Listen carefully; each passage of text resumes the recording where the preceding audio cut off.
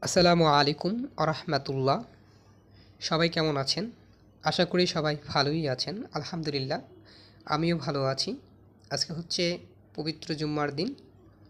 অফিসের ছুটিতে বাসায়ই ছিলাম। তো হঠাৎ আমার ফোনে একটা ফোন আসে। আমার কলিগ আমাকে ফোন করে যে, "মামা কোথায় আছেন?"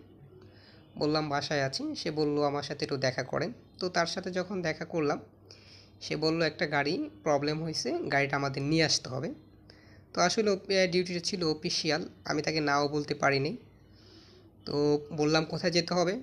সে বলল, ৩০০ ফিট যেতে হবে। তো ৩০০ ফিট চলে গেলাম। সেখানে গিয়ে দেখি মাজদা রোডস্টার MK5।